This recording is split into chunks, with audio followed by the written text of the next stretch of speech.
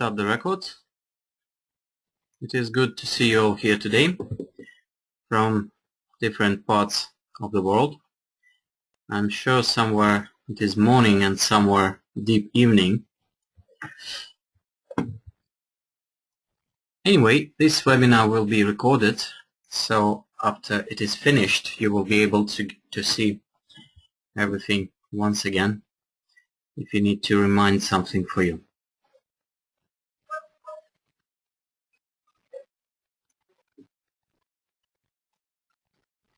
Okay, so the purpose of this webinar is to give you a little bit deeper knowledge than standard level 1 webinar. Oh, I see the message. Let's see what you have here before we start. This is our plan for today. Almost nothing will go in PowerPoint presentation, because mostly I need to show you some practical things and not some just light information. So we will see a little bit of overview of the files which we will give you after that.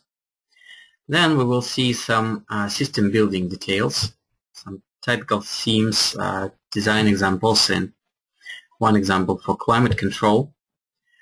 After that we are going to, this will be I guess about 20 minutes, not more. Then we go to software and programming. We open the main software and program main devices of HDL bus. After that we are going to open some Iridium mobile software, if you wish, to show you how user interface is being built. But we will not go deep into this because this is a separate webinar which is available freely in records or in live form. After that we're going to have some questions, and we are going to finish for today. I guess it will take about 2 hours for us today. After we finish, to get your certification, you will need to fulfill some task for us. There are 2 ways to do this task. If you have your equipment, it is one way. If you don't have any equipment, another way. But anyway, you will be given this task after the webinar. And after you finish it, you get your certificate. And that's it. Okay, so let's go to HDL BusPro files overview.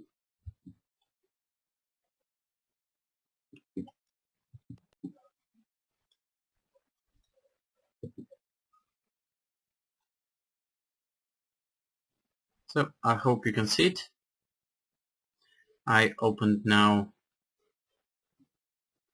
Explorer and I'm showing you some files which you are going to get in Dropbox folder. First, HDL Bus English Level 1 Theory webinar is available as a record in here. Some Level 1 training files here. 1A is HDL Bus Level 2 practice. The record of today's webinar will be here in this folder. The record of previous one is here. It will stay here, so you will be able to see both if you wish, if you have time. Then we have some catalogs. HDL Bus and HDL KNX, 2 catalogs you can find here. Programming manuals here. The latest one which we have in Microsoft Word format, and some presentation manuals with screenshots of how to program different devices, including some not so available on from HDL, like This one, for example, like the list of universal switches for 6-channel heating control device, and some others. So the files which we use ourselves, they are all here, mostly. Then software. We have HDL BusPro setup tool, which is final and which is official now. We also have HDL Easy Engineering Editor, which is also called offline setup software, which is kind of future for HDL, but not yet finished. It is not good enough to be used in real projects, unfortunately, which is in a very beta form, but you will be able to take it, install it, and so on. Then some system building manuals. The most important one is called Design Manual. HDL BusPro Products Database,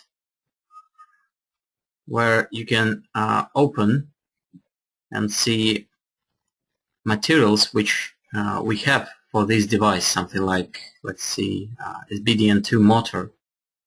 Yeah, you can see image here.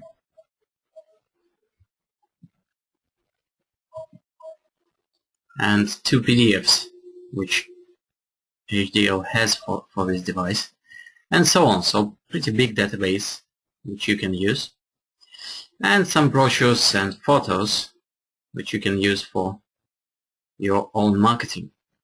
Also one file which we will discuss a bit later, which is called HDL Bus Calculator by Channel, which is our own calculator which we have prepared specially for this training. Alright, now let's go to some system building.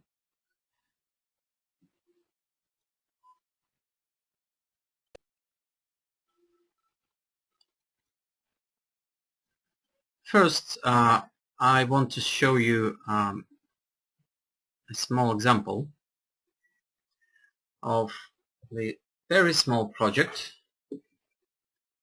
but you will understand a lot if you have never seen any HDL projects. You will have your information from here. So first, we have a database of AutoCAD files for almost every device. So use it. But here in this project it is not used. The project person, designer, just wanted to show that this is this kind of device, and he made this picture himself. So this one is 12-in-1 sensor, and this one here we have a distribution board.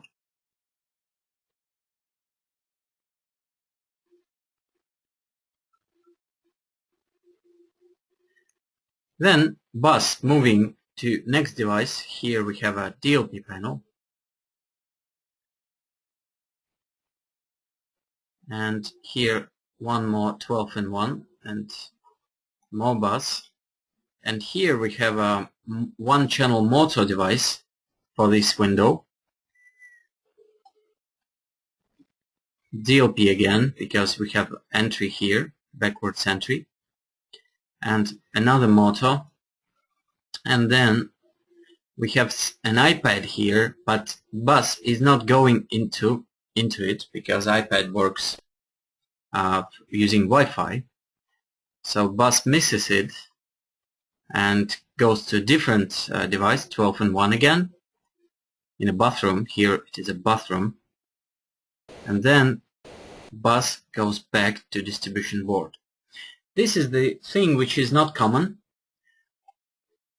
because usually you don't have a ring, because system will not work fine if you have a ring topology. And here you see that we run this bus in a ring topology. Why? Because if we have a ring, anytime we can cut this ring, let's say here or somewhere, and it will not be a ring anymore. It will be a simple bus. But why we have two wires? One wire goes here, another wire goes here from distribution board. Because sometimes we have a problem with power supplies. If we don't have enough of our power supply, let's say we added a device, or we have more cable than we thought, or we have a little bit bad connection and this goes terribly for power, we have one power going here and another power going here. If we don't have this second cable, we will not be able to add another power supply because we have only one cable and we cannot connect same power supply to the same cable. Okay, so this is our experience of getting bus into the site. You should take a ring and then cut this ring anywhere, so you will be able to run two power supplies from one distribution board. Okay, so this one goes about bus. Second thing about lighting. So for lighting, every lighting group should be marked and you should clearly see how different light fittings are connected together. So for example here we have a D6 group. D means that it goes to dimmer and it will be dimmable. R means that it will be not dimmable, it is just a relay channel. So this is all pretty simple. After you have here R8, you understand already that you have 8 relay groups. And after you have here, let's say D6, you understand that you have 6 channels of dimming.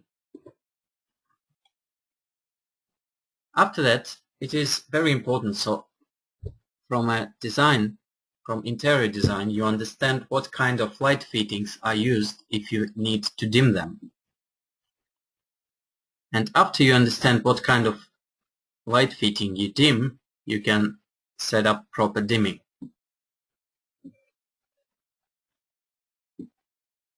And I guess you, opening the catalog, you understand what kind of light fittings are dimmed with different dimmers. For heating,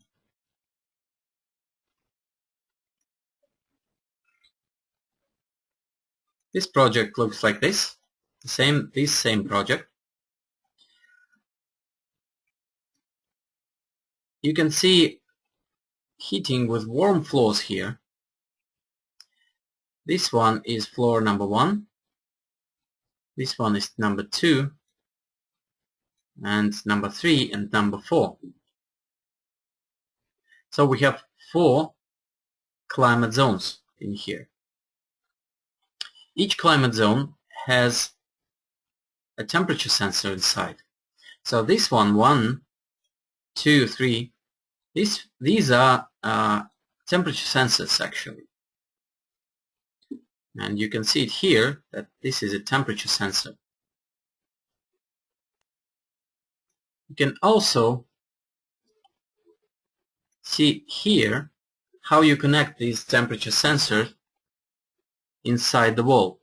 So this one is a box and you get UTP Cat5 or another HDL bus cable in here, and from here you get the sensor inside the floor. So this is how you do temperature sensor for the floor. Also, as you perhaps remember, you have some DLP panels everywhere, so you will be able to control not only floor temperature but air temperature also. Okay, and last one, for project design is very important.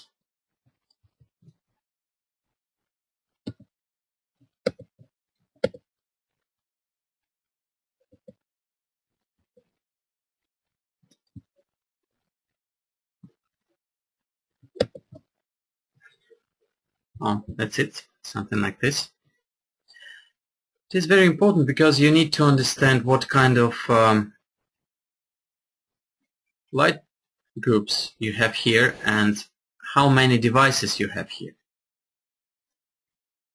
It is kind of not final because every channel should be marked, but I guess you understand the idea.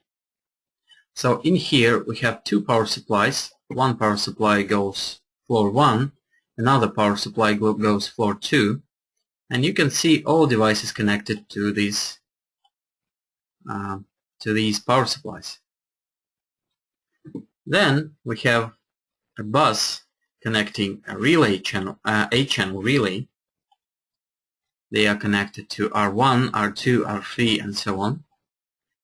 Then this heating device, 6-channel heating device, we connect 8 warm floors because some of them can work in parallel.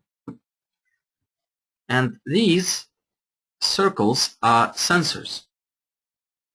So these sensors are connected to the same device, MH06.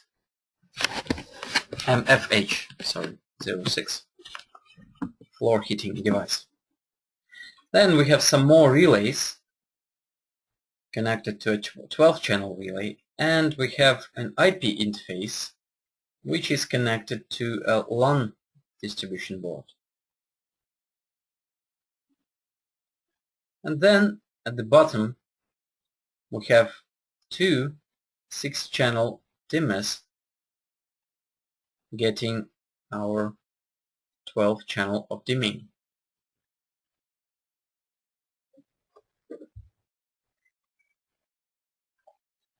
So this is how it all works usually.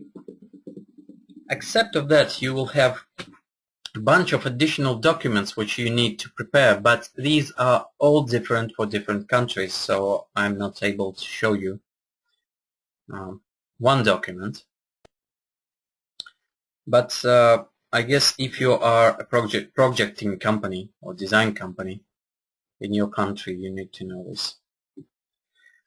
Alright, so these are some system building documents.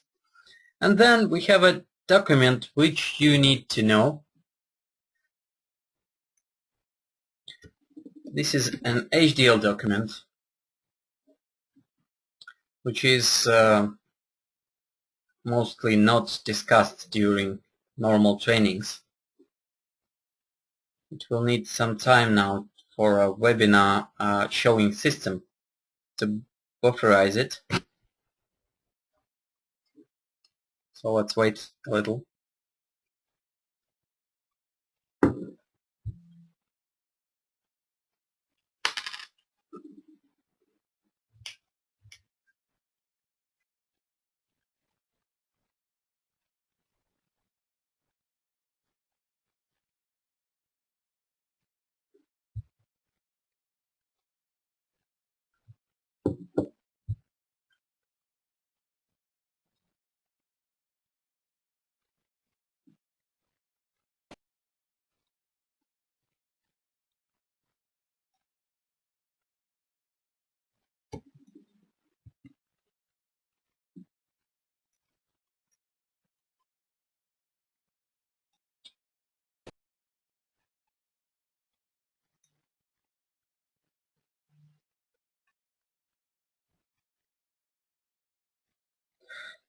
Okay, so in the beginning you see some schemes which are called system solutions, which are kind of not very interesting, and you can find them in the catalog. So we pass them.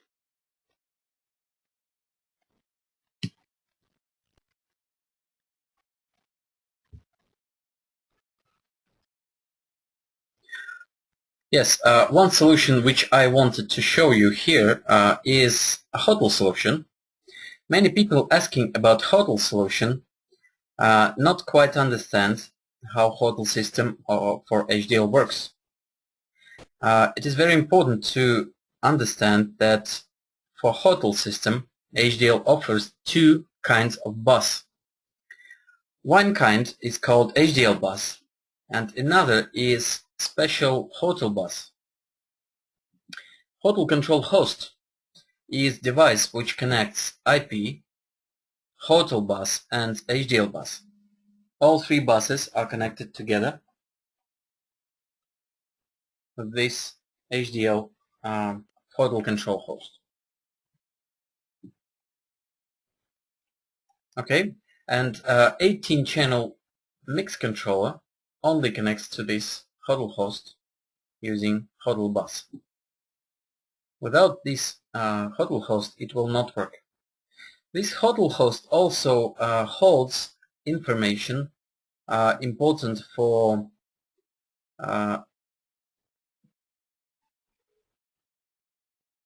different service functions of the hotel, like cleaning the room, do not disturb, and so on. So when you press inside your room, do not disturb, it goes here to this panel and it shows the state, and it goes to hotel host, so it sends the information to the hotel software that do not disturb is activated in here. So this is how it usually works. Okay, so remember that hotel bus is a separate bus.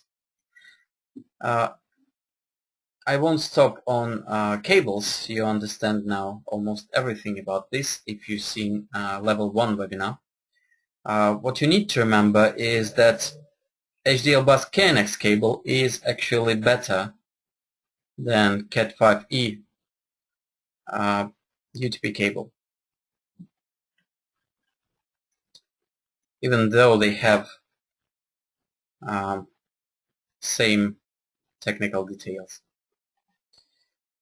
Okay, what's more, in here, what you could not see in level 1 webinar,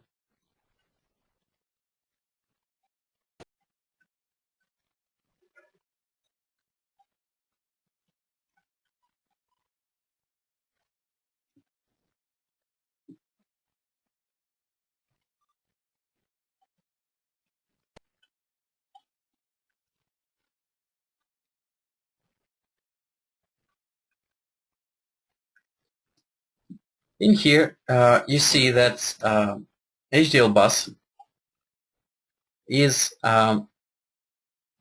TCP/IP transparent. So by essence, HDL bus is RS485. To make it cheaper, HDL decided not to have TCP/IP inserted in every device because it is a little bit too complicated, costs a lot, and you need to have many wires because TCP/IP is star topology and many wires needed to connect many devices. But if you have some IP devices like DMX controller in here, everything what happens inside this RS485 network goes transparently to this device. Unlike KNX is different. Unlike CBus, unlike Loanworks or any other system, HDL bus is transparent from IP to RS485, which is very big advantage actually. So no matter if you connect this device to IP or to HDL bus, same information will come to the device. This is a great advantage of HDL bus and why it is better than KNX for me, for example. Okay, so how you monitor big system in here. Alright, another kind of schematics is how you control multi-zone climate control system from HDL. Let's say we have many DLPs. They are all connected to these wires. And you have Daikin, let's say VRV units, many units connected together. You take this CoolMaster device. CoolMaster is available at coolautomation.com. If you don't know what CoolMaster is, just go here.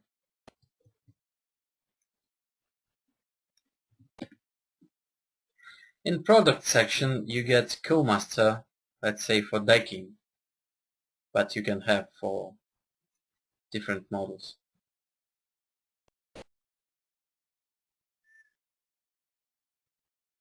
What this thing does, it translates complex protocol of VRV system to a simple RS-232 protocol connected to a special firmware of our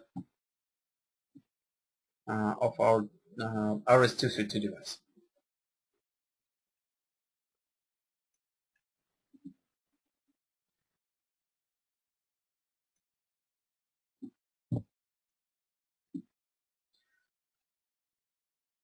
Also,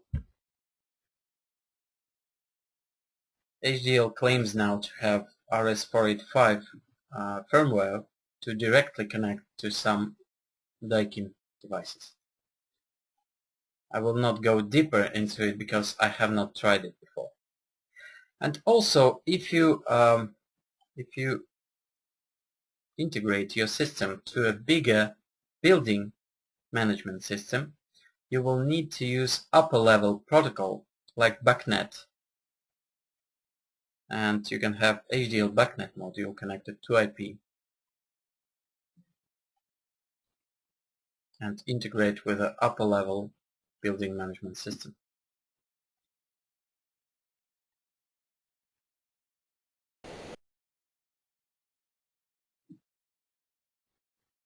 Same is described here.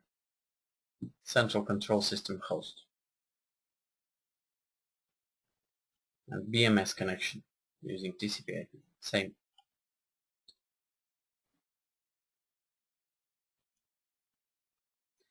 Here we have the system which has RS-485 connection and some TCP/IP connection.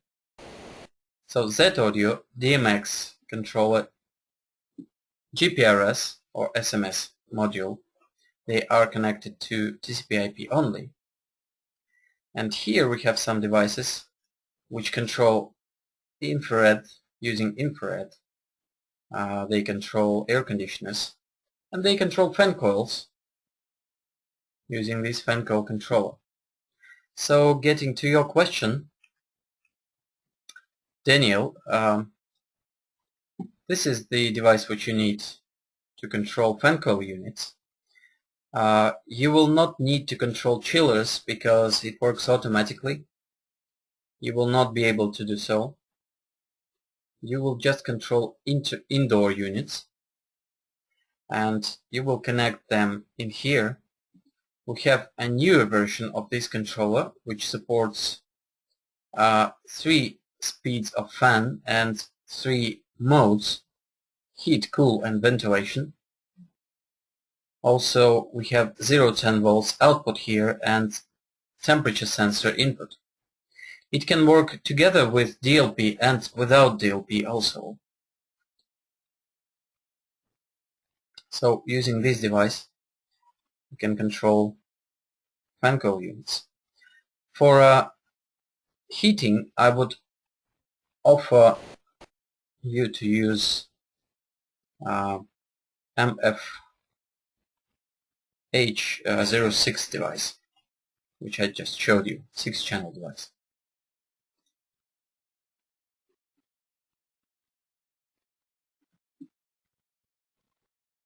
Okay, so here we see multiple devices, all IP connected. also possible.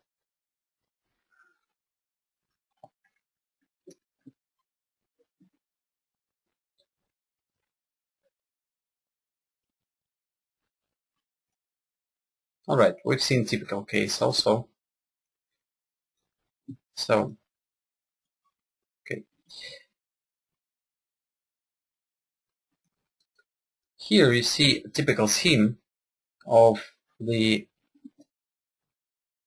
nice big house using Daikin VRV system connected to a CoolMaster with RS-232 device with a special firmware and IP gateway and logic controller and heating device connected to water heating and water floor heating, controlling valves using 24 volts to 20 volts or 0-10 volts, and sensors in here connected. So I guess using these schemes you will be able to project almost any kind of day outside. Okay, so these are most common things which I had to show to people so they understand how they project HDL bus. If you did not understand something, please ask.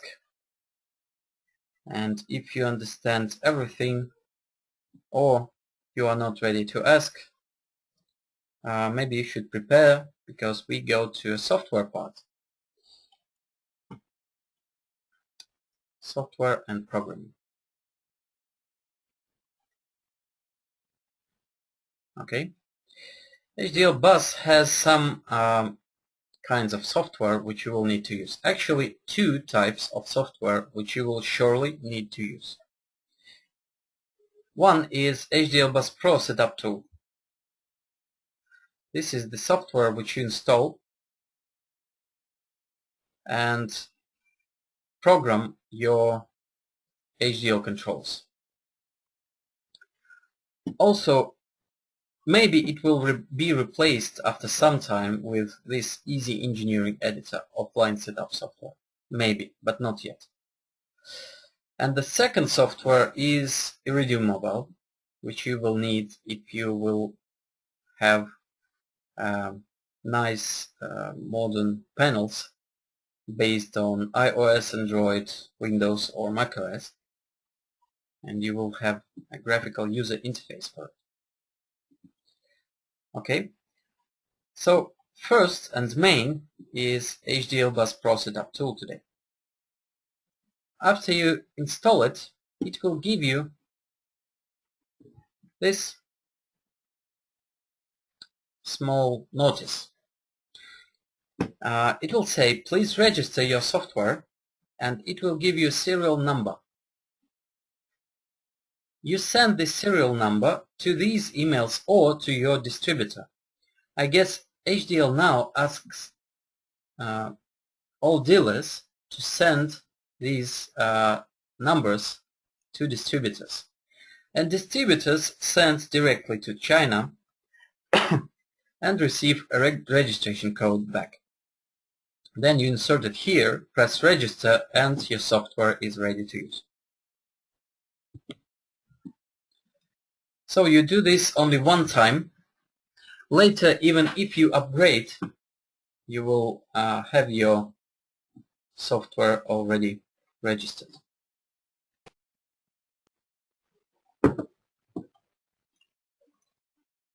After that, before you run the software, it is important that you go to Network Center of your PC and see your network properties and understand the IP address of your network card, which you will use to connect to HDL bus system. You need to do so because in modern PC sometimes you have a wired connection and wireless connection, and more connections actually, and you need to understand what kind of connection do you use. So we remember now that we need this network card, which has this number 0169. After we run the software,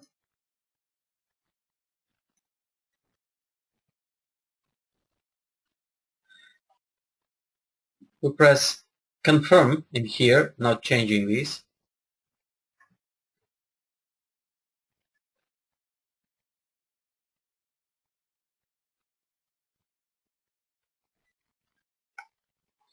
So let me empty this, so you will see an empty window for the beginning.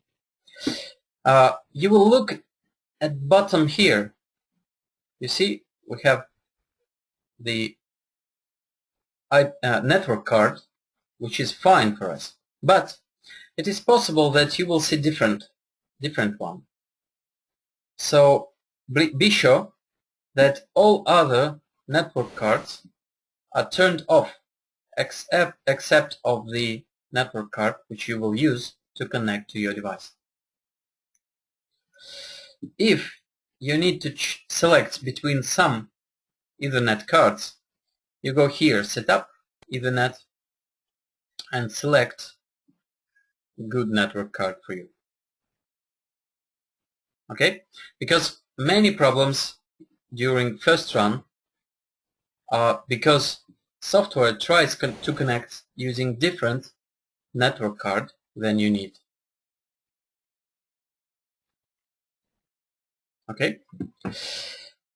Then you will need to be sure what is the IP address of your IP interface.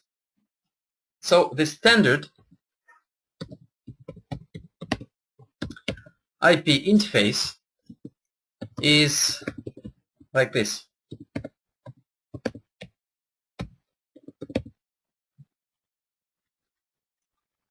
Okay, so to connect to it during first run, you need to go here, properties, double click on TCP/IP4 and insert here something like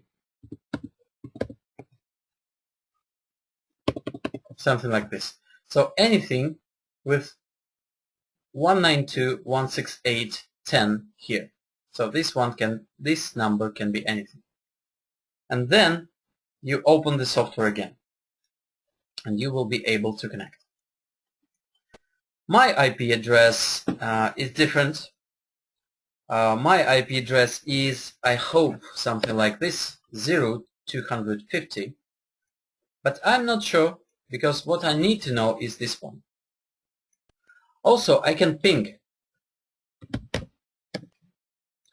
I can run CMD, command interface, and I can ping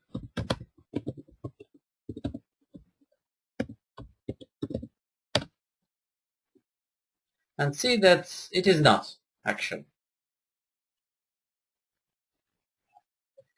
I can try different. I can try, let's say, 251. No. You will get your response pretty fast.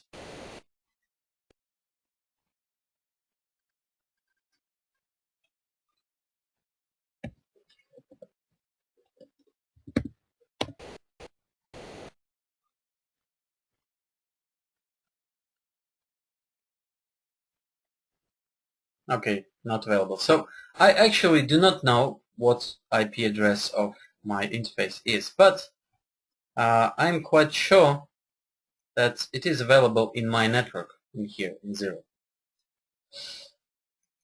Alright. So we understand that everything is right with our network card. And here we see the same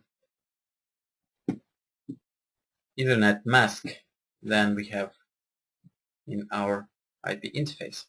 So we press here, fast search, search online devices, and you see the list of devices in here.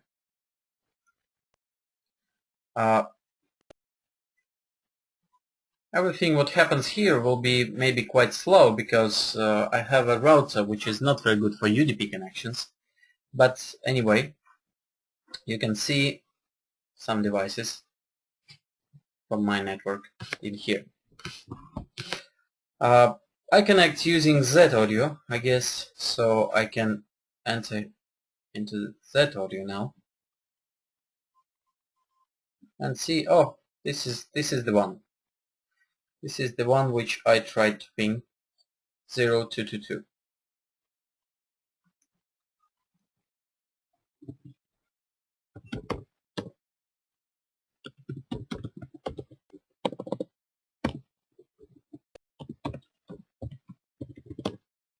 So this is what I wanted to show you. After you enter inside the device, you can change its IP address. And after that, it reboots and you restart the software with new settings and it connects with no problem usually.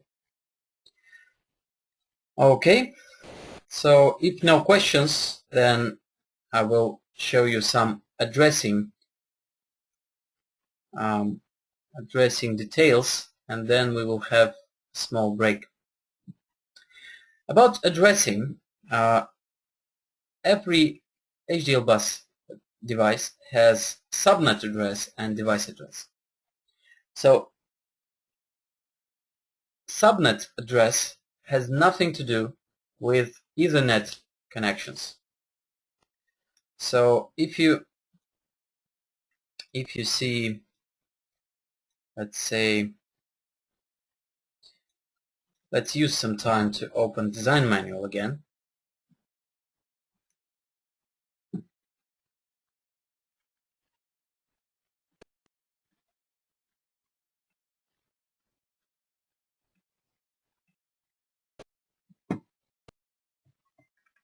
Yeah.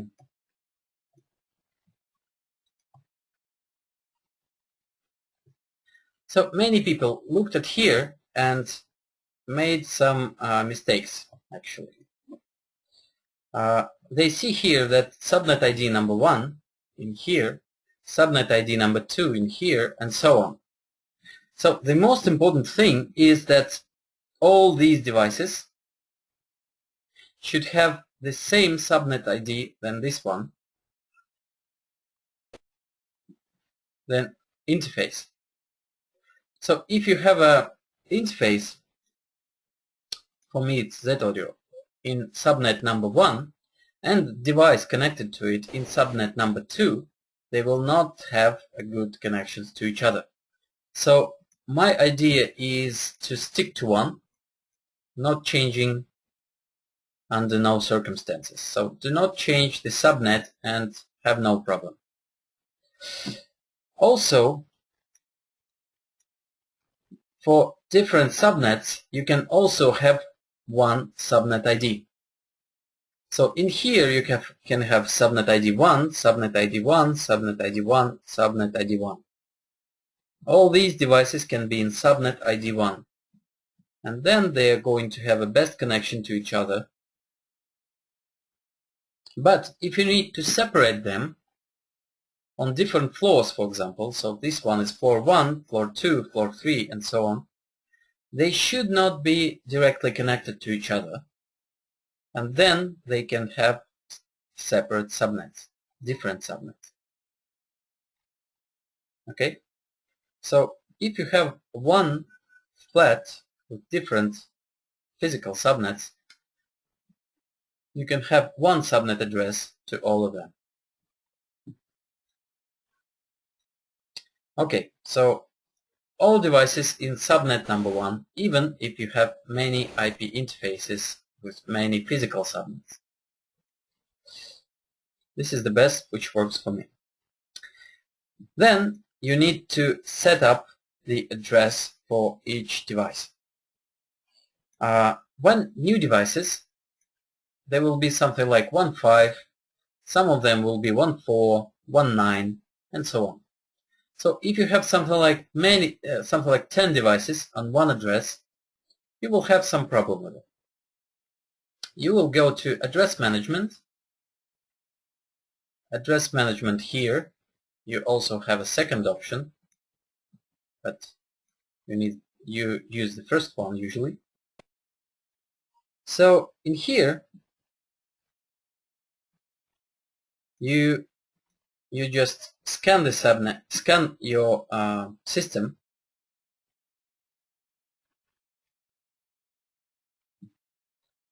and change any address which you need to change. Let's say we need to change this one. Double click and enter a new address. Nothing else. So we have just changed it.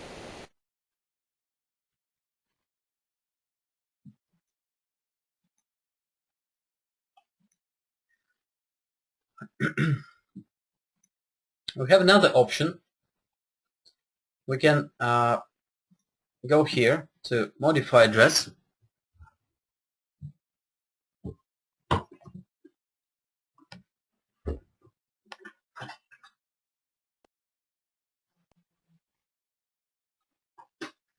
We can open our distribution board and long press the blinking green button until it becomes red.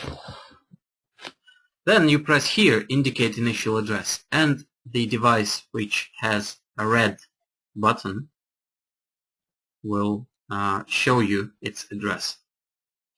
When you have many devices with same address, it is a very nice option, so you can modify your address as you wish.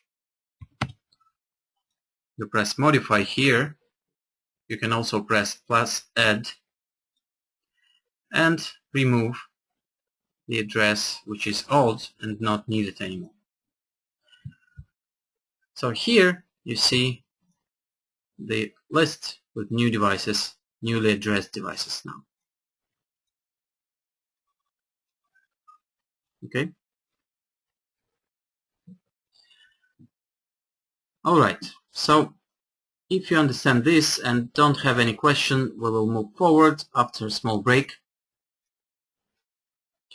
So what this file is all about.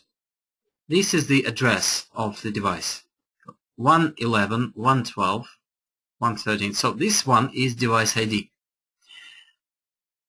And every channel is marked in here of what it does. So dimmers are 3 channels here, so we have 4 channels, sorry. So channel 1, channel 2, channel 3, channel 4 for these dimmers. So you make this file for you to help yourself. And D1 and R1 and so on. Also here you see the numbers of groups. But this thing is very useful and you should do for your every project this kind of table. But what is more useful is here. Why? Because you have a room. This is a room. These are room numbers. And this room is kitchen, for example. So this one is kitchen. And here I have channels for 114 channel 5, 114 channel 6. I have all addresses of all channels which are in this room. So this one is bedroom, and 13.1, 13.2, 3 and 4. Also on dimmer 11.2, 11.3, it's in here. Yeah, 11.2, 11.3, that's for bedroom. And also at the end I have curtains in here. Yeah, so I see curtains in kitchen, curtains in bedroom, and curtains in the winter garden. So when this project will be finished, more will be here. So for almost every switch, I will have an information of what it does. but not yet. So this is another advice for you when you start programming your system to make a table like this, when you understand all addresses, what sits on every channel, and for all rooms, what kinds of channels are available in this room. Okay?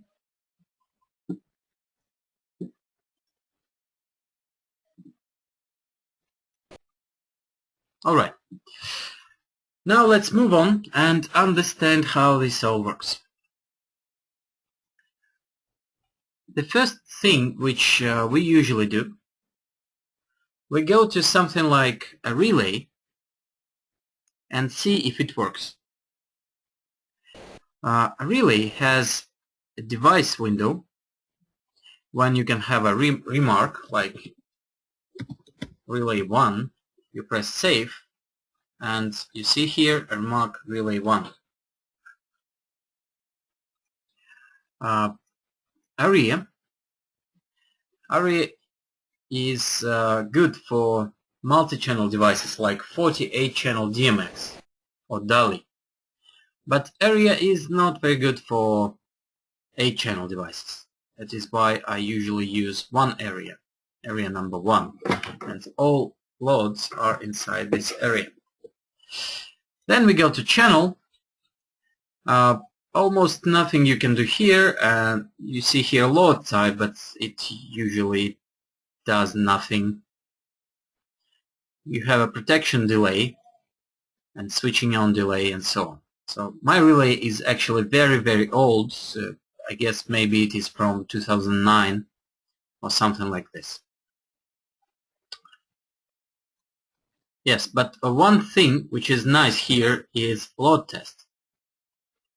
And it works no matter how old my relay is.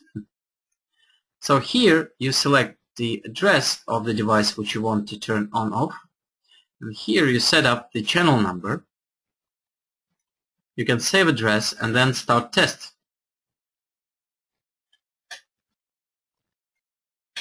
So now perhaps you can hear that my relay turns on and off.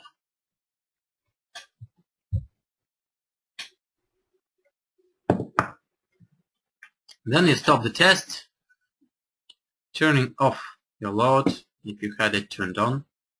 Why you need this? Because sometimes you don't understand if it works and you start blinking with this channel and you go around this house and you see what blinks. And after that you understand what sits on this channel if you did not have a good enough project.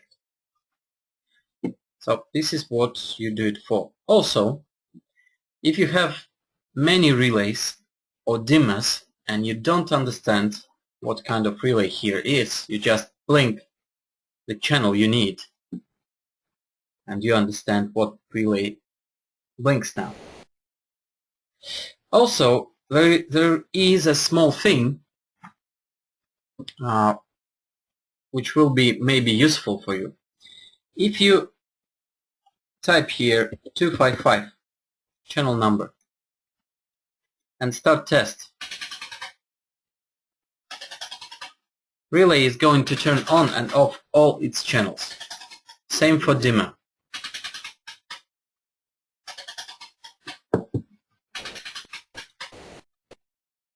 Okay?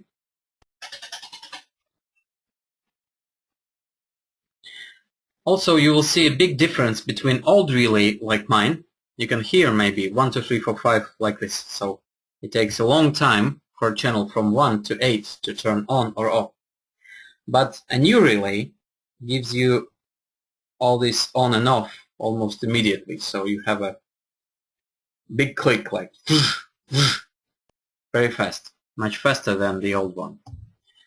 But this one is good also, I guess. That's it. You can also go to scene. Scene is a preset for channels.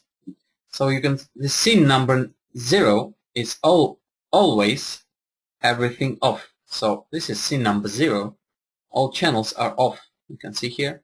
and I select scene number 1, and you see here it is programmed for channels number 1, 2 and 3 for on, and all other channels are off. More scenes are available, and in scene setup you can edit all this.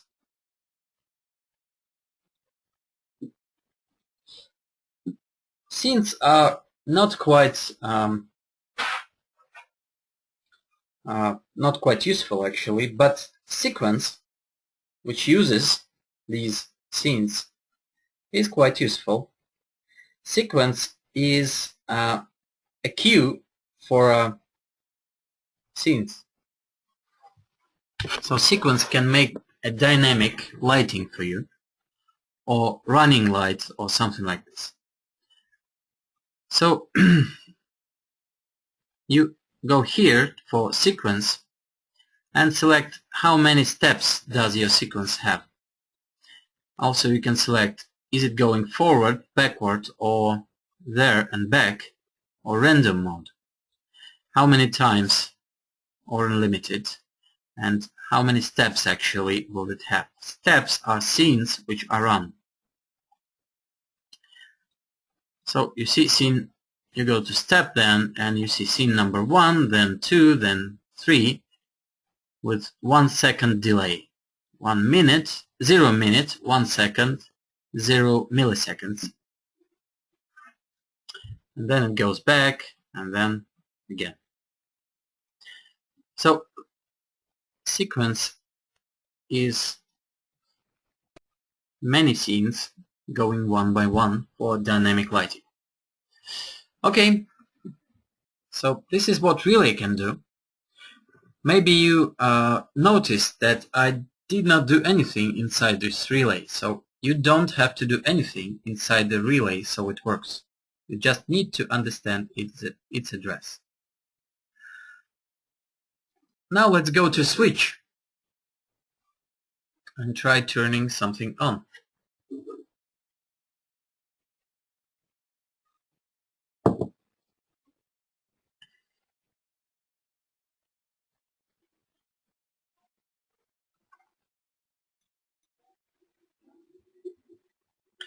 So here you can see the first page where you can add a remark.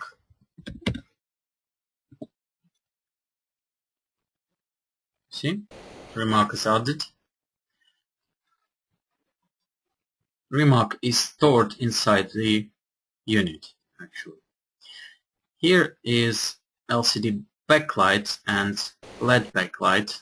LED backlight is on buttons, and LCD backlight is on the screen. And nothing actually more on this page. And then you go to key assignation. Key assignation is assigning the key for a function.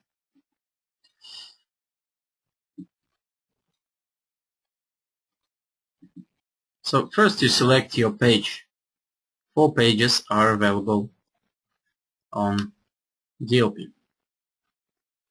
Then you select your button, and then you edit your function. Do not forget the mode of the button.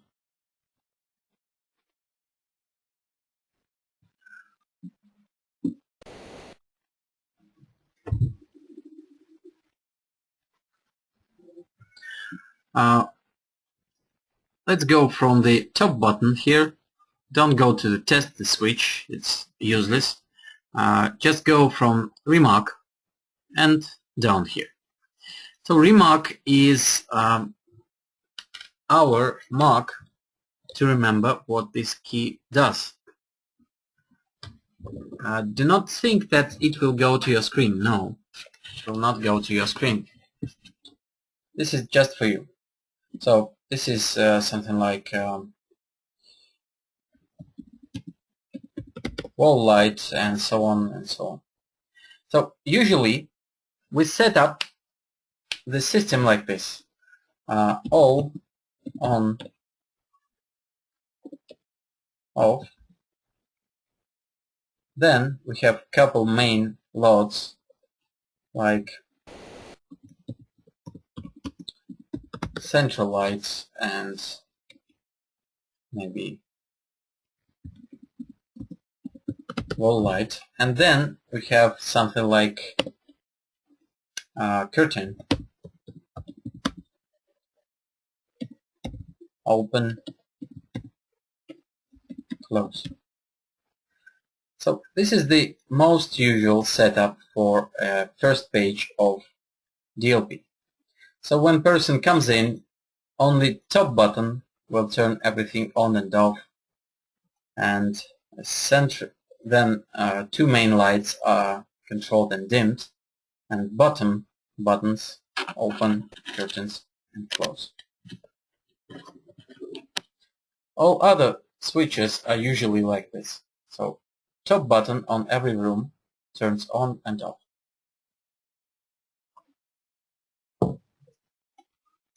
Okay. Then second button, mode.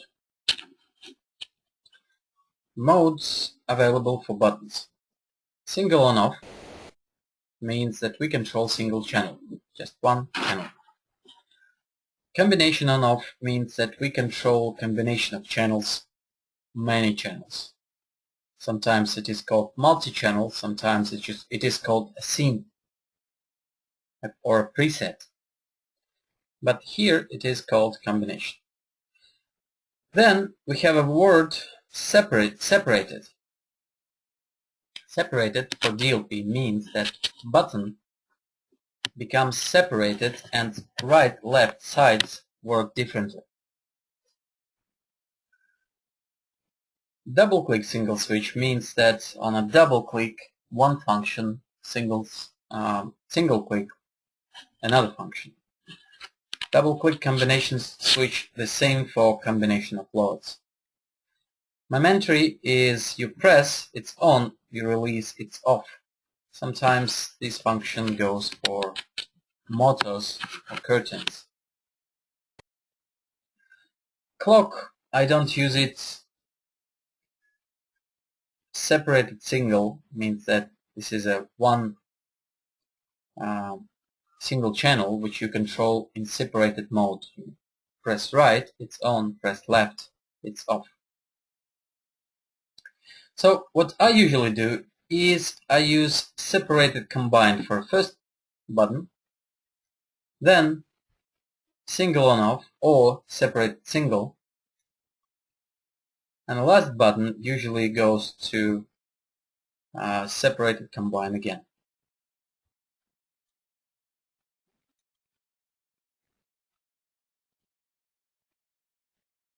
So we select first button,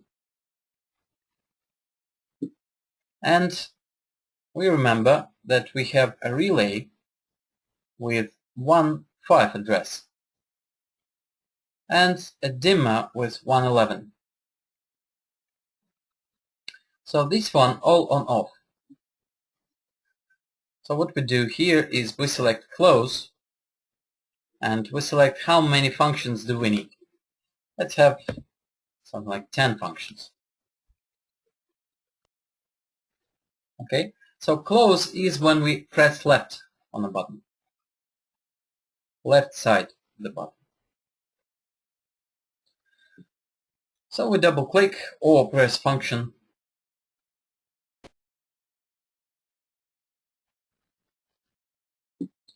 and here we can edit all this. So we can use these marks to edit this for 1.5. You see synchronously, and single channel everywhere. Type synchronously single channel, and all is single channel now. And everything should be 0 because I pressed left, and it should be off. 2 seconds, no, I need 0 also. So it will be off immediately. So what channels? Channel 1, 2, 3, 4, 5, and let's say we don't have to turn off 6, 7, 8. Then we remove these synchronously, and we set dimmer 11, 11, 11, 11, 11. And channels 1, 2, no, set 3. We don't have to touch 2 because it goes for my light level. 4, 5, 6. That's it. So all these channels will be off. Now save.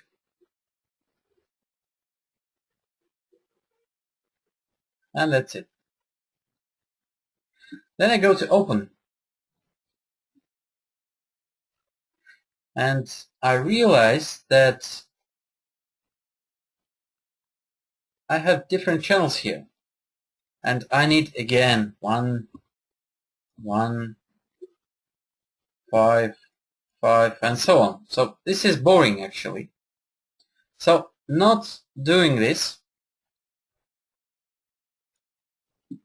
you just go to close again. So we just had to do it first time. And we do something like this. We open it, we press Shift, select this, right click, and copy to clipboard. You see? Then we go to open,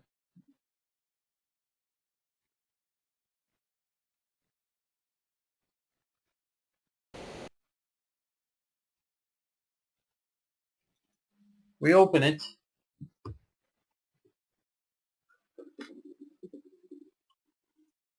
right click and paste from clipboard. That's it.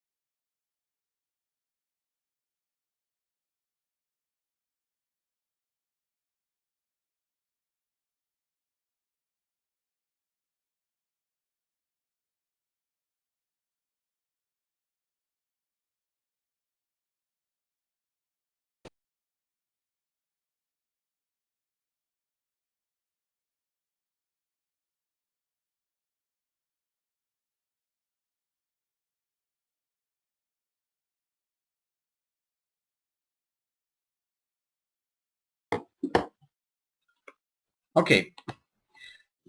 So I hope you understand this. So when I press right, I have these channels 100%. When I press left, I have these channels 0%. That's it.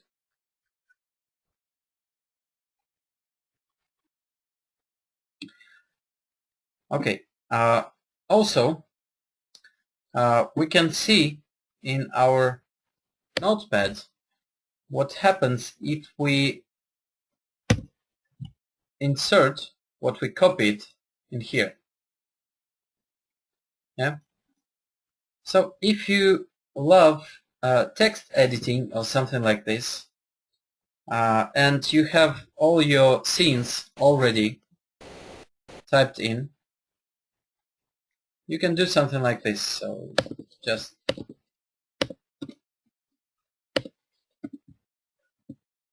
you can just edit this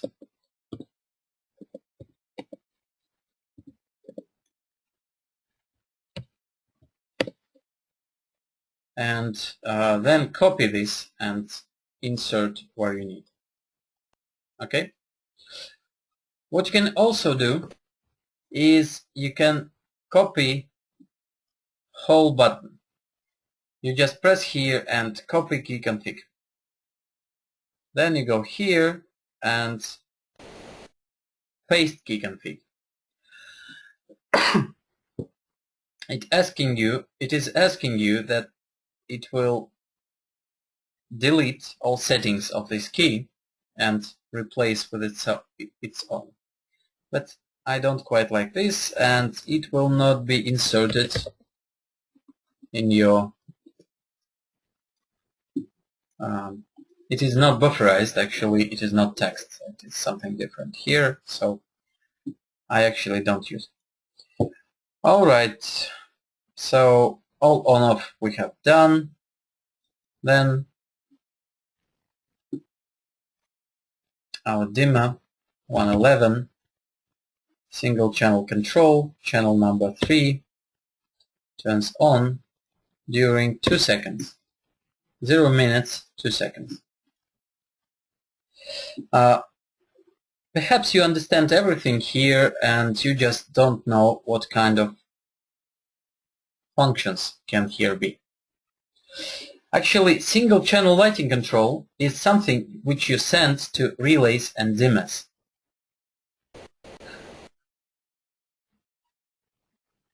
And relay understands only 100 and 0. And it will not do anything if you send something like this. Nothing will happen. But for dimmer, anything from 0 to 100 is available.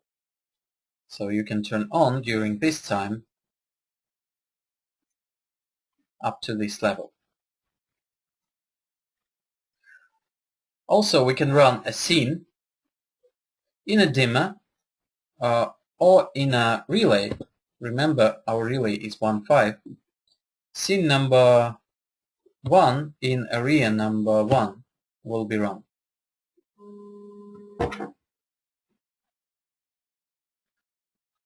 Okay, wait a second, sorry, phone.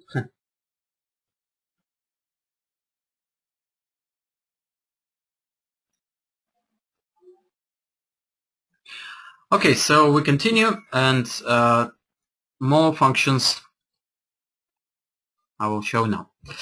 Scene is to run scene in area like number this and scene number this. Sequence the same.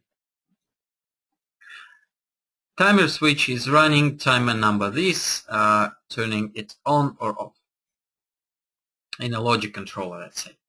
Then universal switch. Universal switch is used for infrared control or RS-232 control. So let's say we need to send infrared command number 25 in sensor 18.1. So 18.1 number is 18 and infrared command 25 on, and that's it. Then curtain switch means that channel number 1 of curtain device 19 will be on, off or stop. On means that motor goes one way, off motor goes another way, stop motor stops. Then GPRS control is our SMS device. We have message number 3 sent if this button is pressed. Then panel control allows one DLP panel to control other DLP panels. So let's say you wish to have a cooling temperature 20 degrees in panel 19, or you need a scenario, a combination which runs one temperature for all panels, like energy saving mode. That's here. Also, you can run a function called control button. A button number 5, what is programmed on button number 5 will be controlled by pressing this. Then broadcast scene means run all scenes. Run scene number 1 in all areas, for example. Broadcast channel means getting all channels to the desired level. Security module is setting up the zone number of security module in the security mode, like night. Z-audio control means that you can control Z-audio not from Z-audio page, but from here.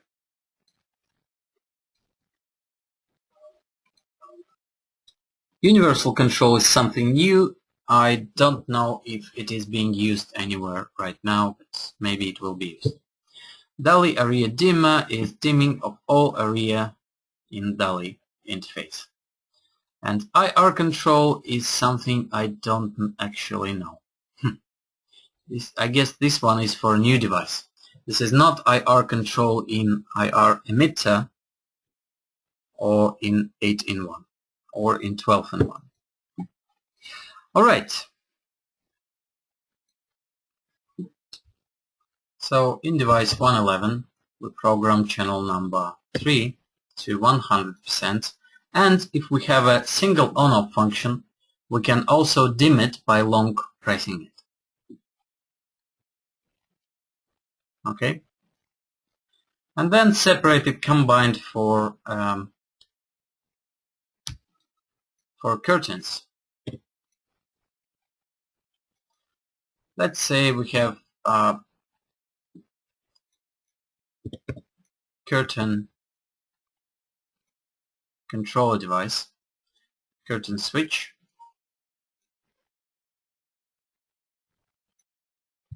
and here channel number 1 and here channel number 2, and by pressing on left part it will be on, so it will go one way,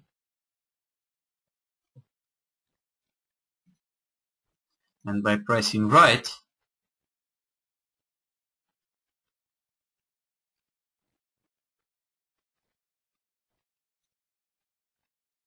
it will be off.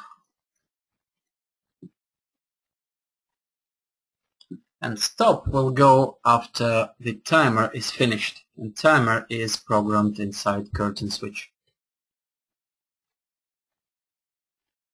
So this is how we control curtains.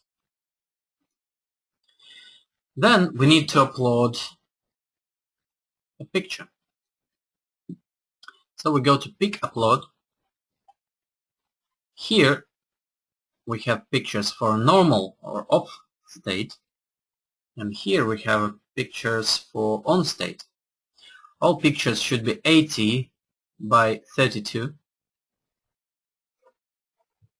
New 8-button DLP switch has same height, 32, but 2 times less width, 40 by 32.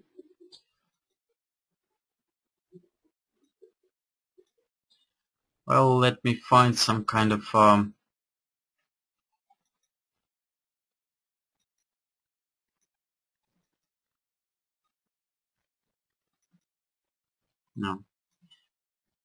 some kind of a button. Oh, something like this.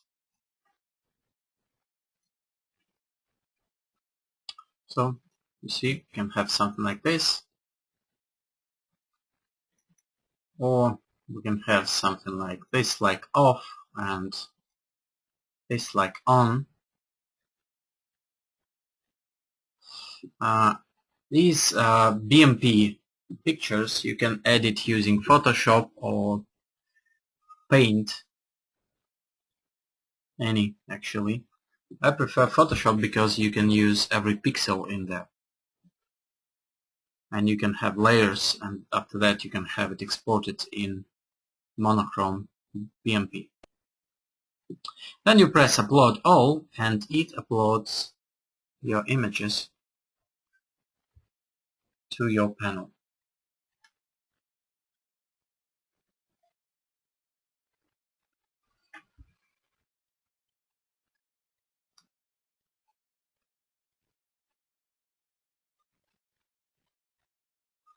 This is it. I already have a new image on my panel. The last things you can do here is you can turn on dimming with toggle or dimming with memory.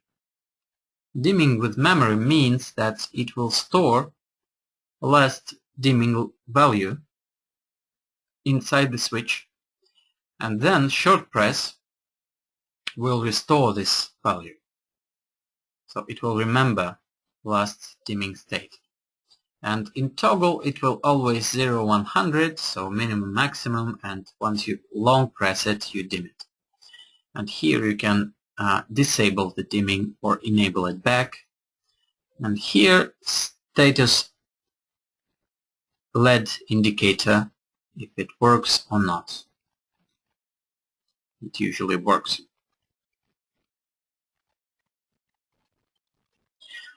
Last button on this page is IR and other functions. This one is should we receive infrared function or not, controlling from a remote control.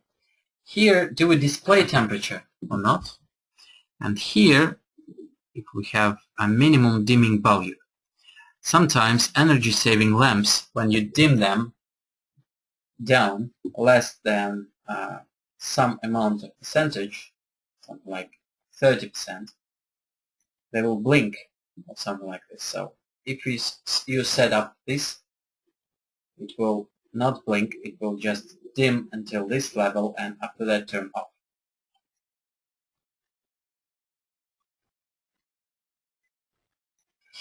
And that is it. And before the second break, I would like to show you one thing which I did not show you before, so you have some rest for your eyes from this software. From your materials,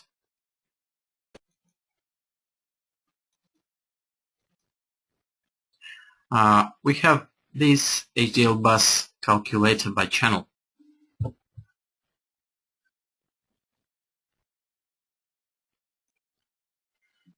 This one is actually very nice and it will help you to count your system pretty easily.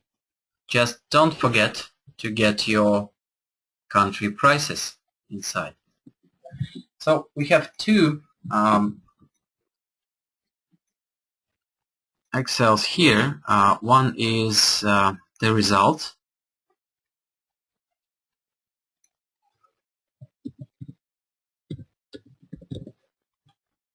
and another one is table.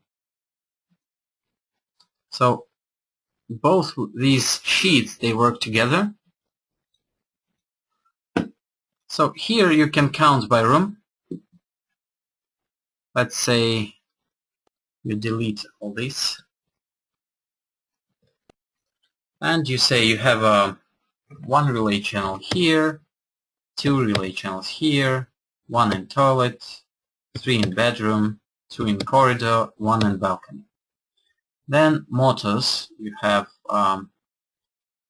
one in bedroom and that's it. Then dimmers, and then LED dimmer, let's say 3 channels for RGB, and here 4 channels for RGB W, and here just one channel for white LED, one channel. These are all dimmable LEDs.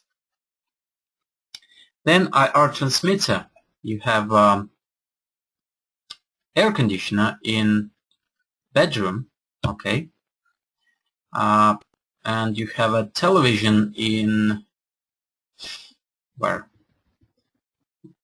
In room number 1, okay, and also television in room number 2, and television and air conditioner then. Audio zones, let's say room 1, room 2 and toilet, and key switches, 1 here, 2 here, and DLP panels in bedroom, room 1 and room 2, and so on. Do not forget about power supply. You can stick it here, not in any room, an additional, and IP interface and software to control from a tablet or smartphone. And then you go to HDL quotes and you see that you have it already counted. 4 of these, 3 of these, and so on. So you see the price, you see recommended prices for installation consulting and programming, and totals. And that's it. Just be sure to set up the latest prices. Okay?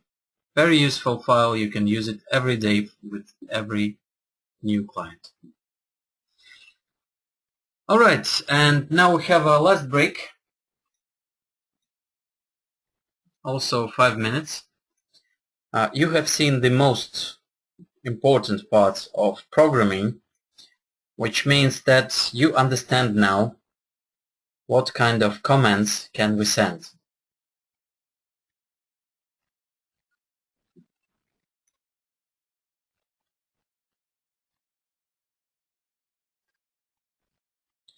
So you understand now that you send to the device address the type of command which is supported by this device with couple parameters and time, and that's it.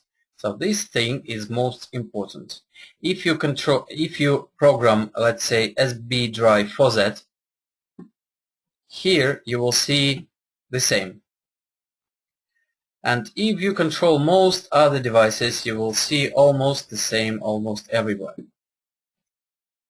But there are some specialities in all devices. So, in DLP, there is a page for climate control, and there is a page for music control. So you go to air conditioning function, and you can set up in here everything you wish. For example, you asked me about fan coil control.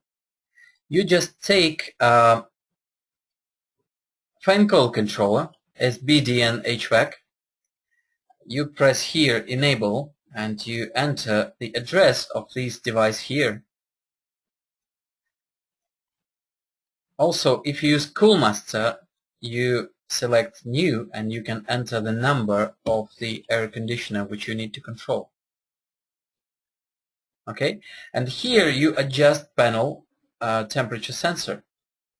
So from 0 up to +9, up to down to -9, -8 and +8 degrees, you can have adjusted your temperature sensor. In my opinion, if you have a temperature sensor inside the DLP panel which has a display on, you just take -8 and that's it, and you will get a real temperature. Then you can control your panel, which is actually not very useful, and then you can edit your setup to enable modes and fan speeds, and do you show time or not. The time is taken from logic controller actually, not from DLP. Temp range, the allowed temperature range for cooling, heating, automatic and drying. AC graphic, if you need an AC page on your language, you just change your graphic in here to BMP.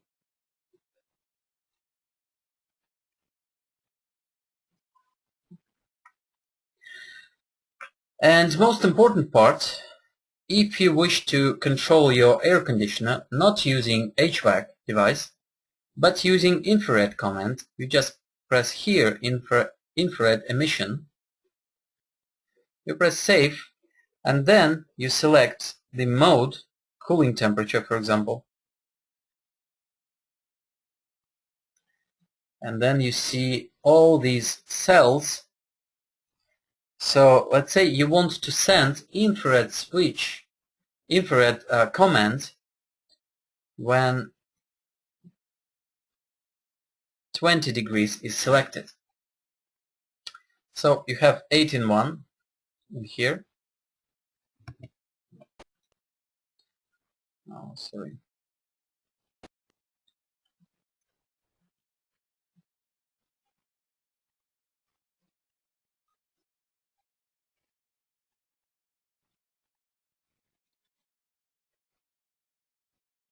So 20 degrees, 9 universal switch, command number, let's say 45.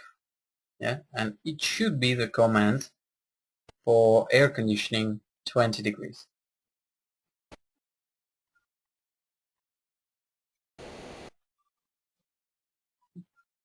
And so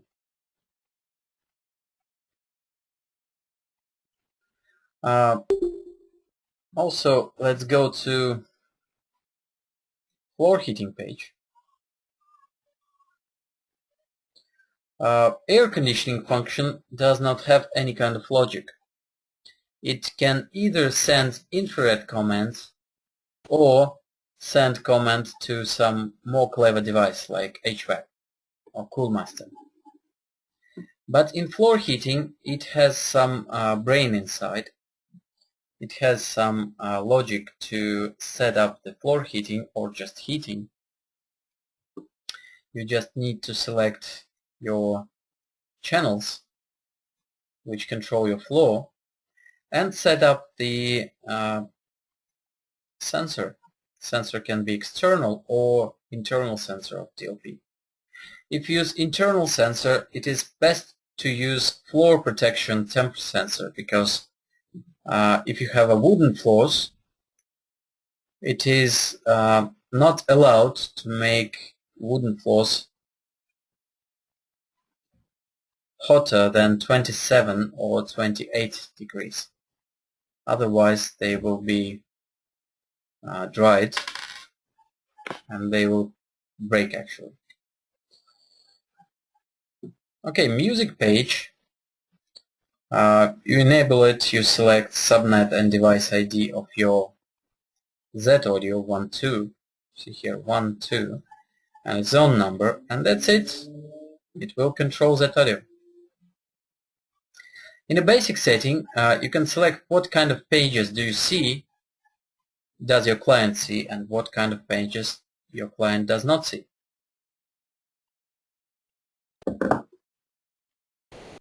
If you wish your DLP to be thermostat, you just leave floor heating page or AC page, and that's it. Or if you need it to be a music panel, you just leave it music page, and so on. And here you can set up backlighting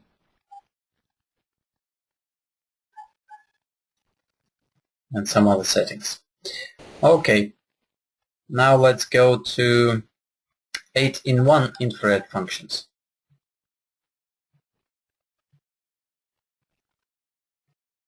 8-in-1 sensor, it has a transmitter, it has a receiver, logic function, and security setting. Transmitter means it can transmit infrared commands.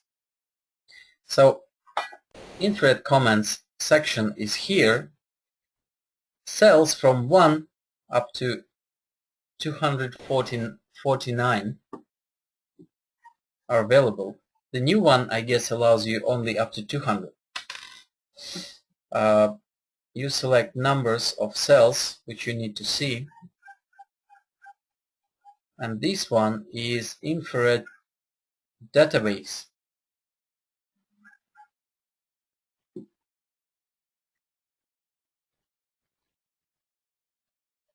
HDL gives you kind of small infrared database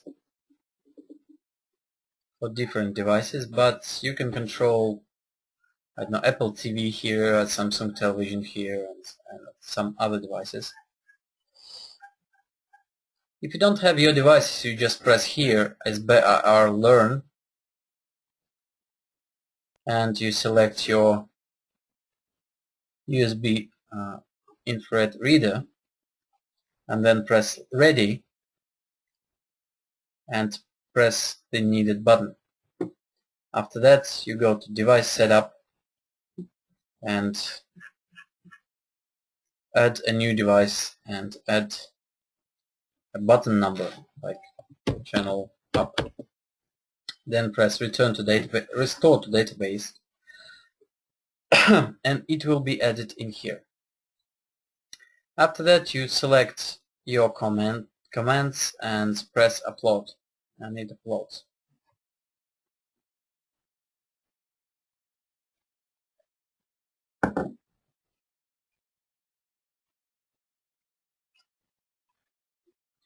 Then you just go to desired device. Let's say you need key OK, number 3.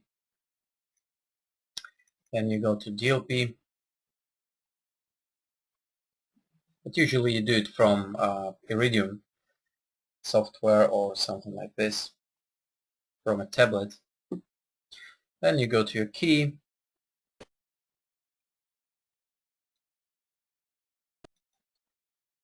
Then you set up the address of the sensor, 19, universal switch, number 3, on. That's it. By pressing this button number 2 on the first page, you will set the infrared functions which we have just seen.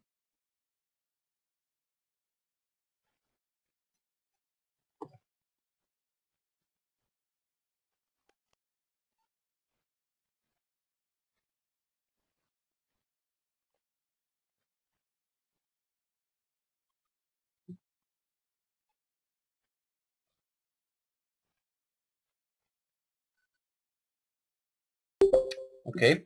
8-in-1 also has infrared receiver. It supports 8 infrared commands from HDL remote control. All of them work exactly like a normal key switch. Then we have a logic function. In a new firmware it looks a little bit different, but idea is the same. First you can select functions.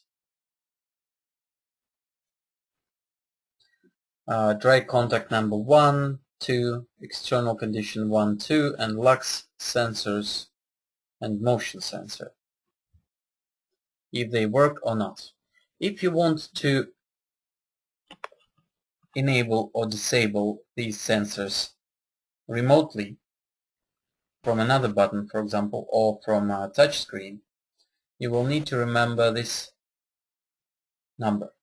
Enable disable switch number 255 turns on motion sensor or off.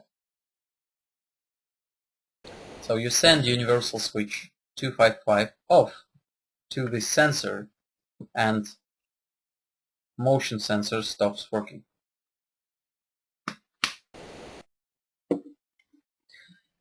Then you can see your room brightness, you can read it. Also, you can go to your logic, and inside this logic you can enable it. Sorry, you need to enable it before editing, actually.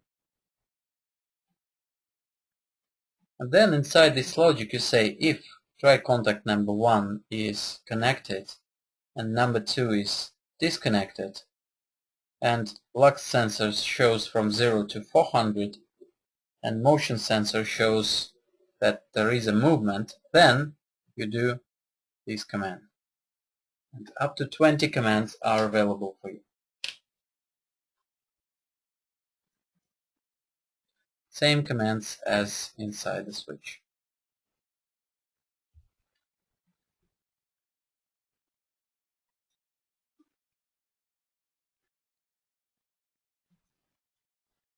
So from 24 logic modules up to 32 logic modules are available in 8-in-1.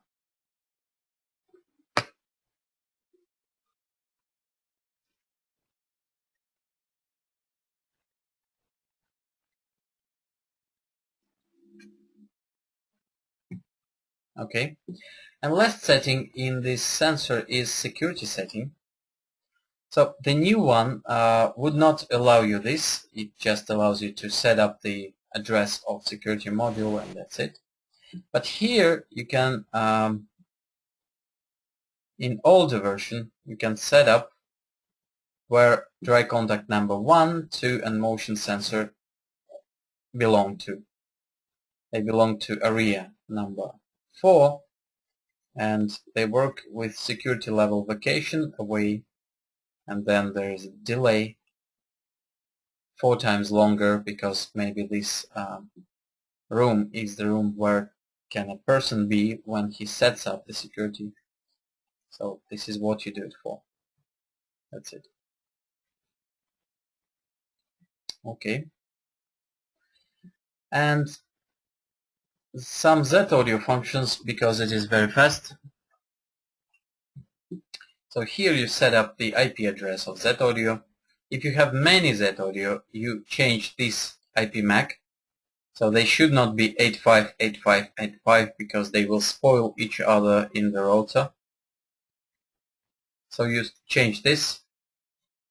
Then you go to select functions and radio settings, and here you select what kind of functions are available for this Z audio. Normal Z audio supports audio in, radio, NES, HDD and SD card.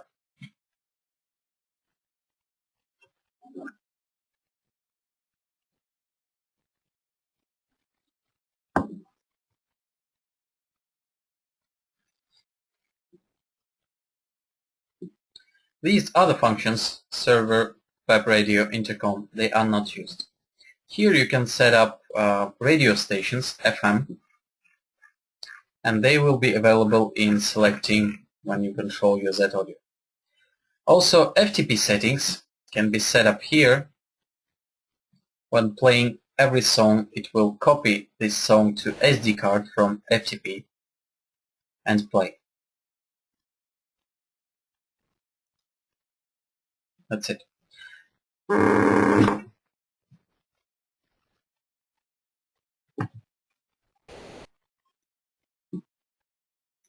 Okay. If you want to control RS-232 commands or RS-485 commands, then you need a device called RS-232 IP Pro.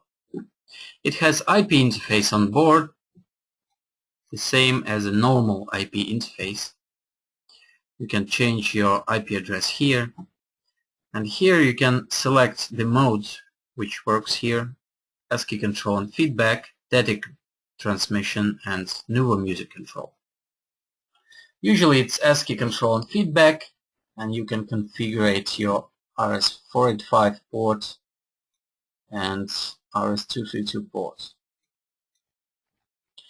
Then you see 4 ports here: RS-232 2-bus, bus 2 RS-232, 485 2-bus and bus 2 485. Each mode has up to 99 commands selected here, which you can send.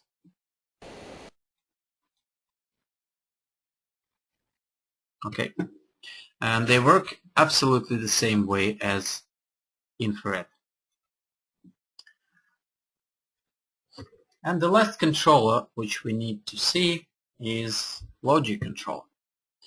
Logic controller works kinda simple, but you need to try it before you understand. So first you go to configuration and system setting. In system setting you set up mostly a time. Sometimes you can also set up the latitude and longitude to understand your location and sunrise and sunset.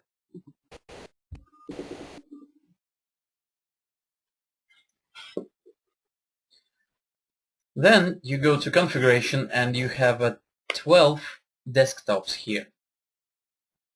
So desktop number 1, let's see it.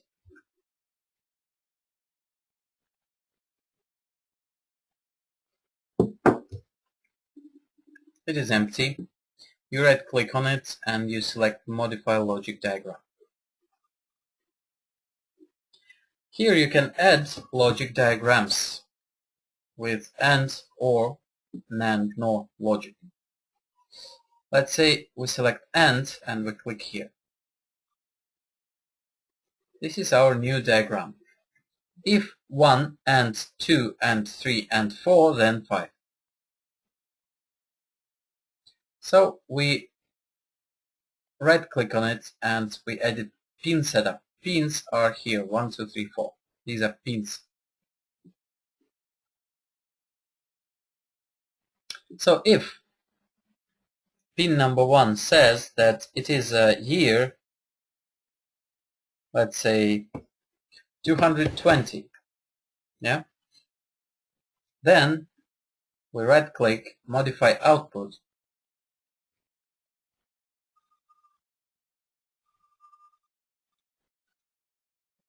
and here we can select, let's say, Z audio and send a universal switch. Z audio supports universal switches, and universal switch number, let's say 48, runs audio file which says you are old, do something or something like this. Okay, you can also go to pin setup and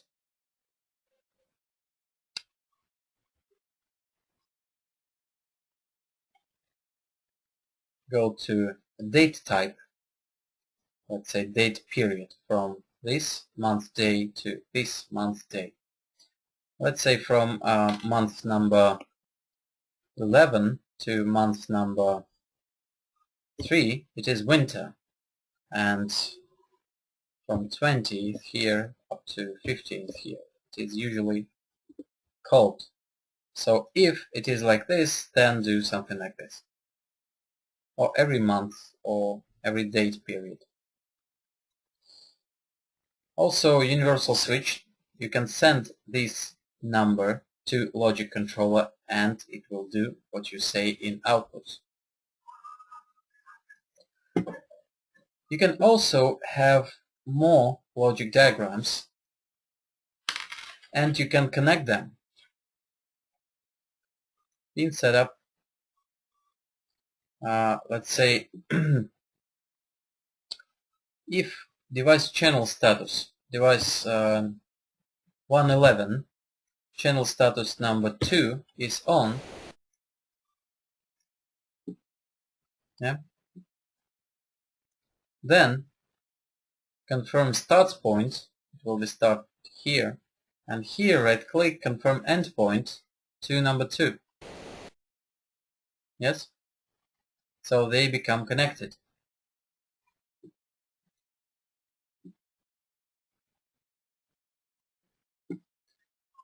And here you can select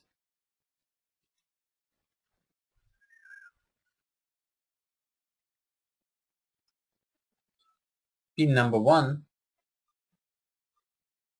like year type,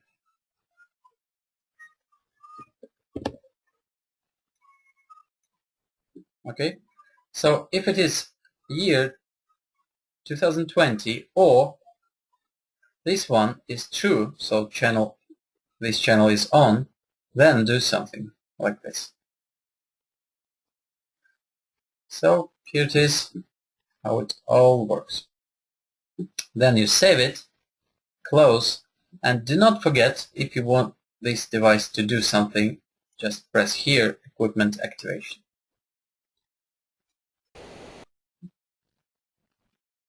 Okay. So that is it. Unfortunately,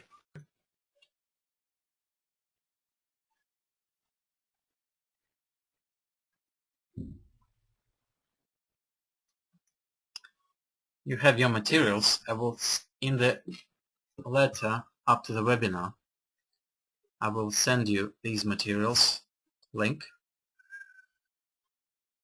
If you have any problem, here is my Skype.